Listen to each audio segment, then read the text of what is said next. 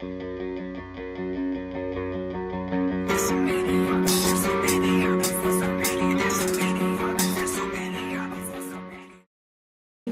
of the other areas I wanted to talk about was this thing of mental state. So we kind of, what are the things that we need to be having in our mind? I think number one thing, for being a good evaluator, you need to be alert, hyper attentive. To get all the observation part running, you need to be in that state where you're taking everything in as much as possible.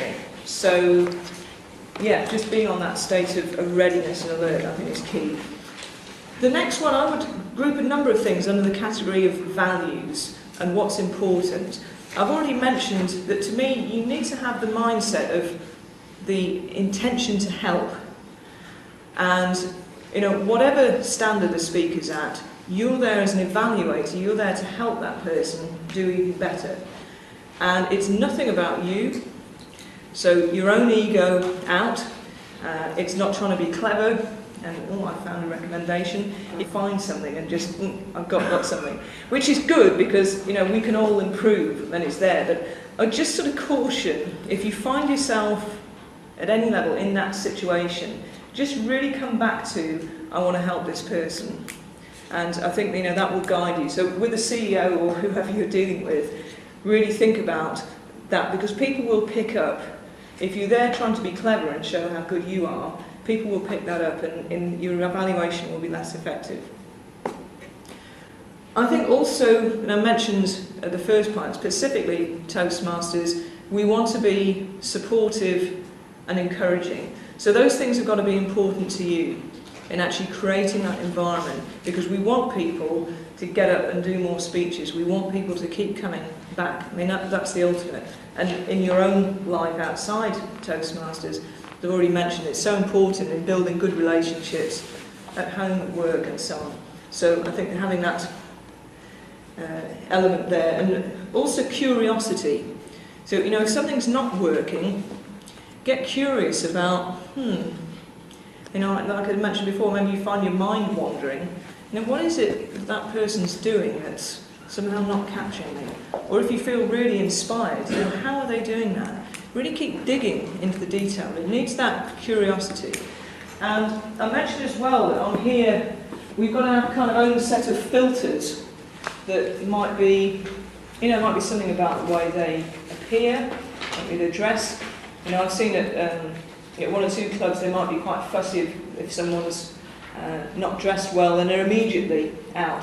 I've heard some people judging, if they didn't say Mr. Contest Chair, they're out, But that may or may not be a good criteria. So I think be aware of whatever filters, likes and dislikes, and is it helpful to the task in hand? So I think it's something to just keep checking. I think in terms of your evaluation skills, if you want to be really good and keep improving, then it's identifying, from all the things we've gone through today, right, what are the areas that I need to work on? I think that's, really the final things I want to say is around practice and how do you work on this.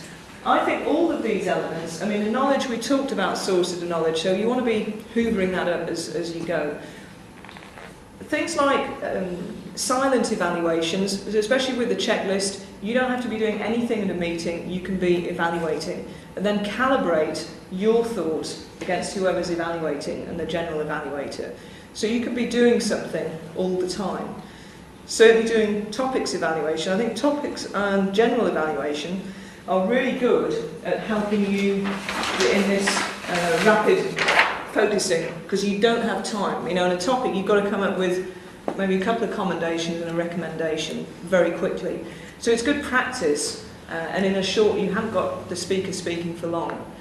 Obviously doing evaluations, but just watching TV, DVDs of prior contests, all sorts of situations, in meetings at work, a boring meeting.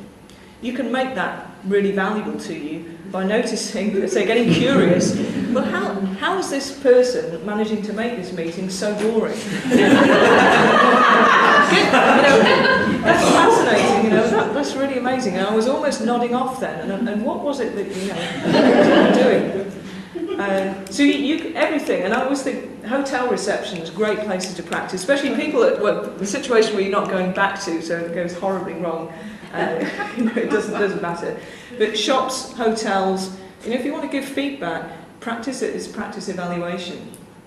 And so really life is a stage, life is a learning laboratory, and just get out there and do stuff. And so I think by doing that, you will be improving your skills all the time. I feel so strongly about it. I've gained a lot from it. I'm able to do all sorts of things in training environments now. I mentioned about videoing people. If you imagine a situation where you've got colleagues being hauled up and doing role plays with an actor and videoed in front of people they know and could make, a bit of there's a risk of making a bit of a fool of themselves. To create that environment where people feel comfortable, or reasonably comfortable doing it, I found it really beneficial. So I'd urge you to keep working at your skills, because I think there's a lot of potential. And ultimately, it's about building yourself and your skills so that you can be building other people. And that's the thought I leave with evaluations. That to me is what it's all about. So by improving your own skills, you're helping other people to grow. And that's what Toastmasters is for. So we'll hand you back to Helen.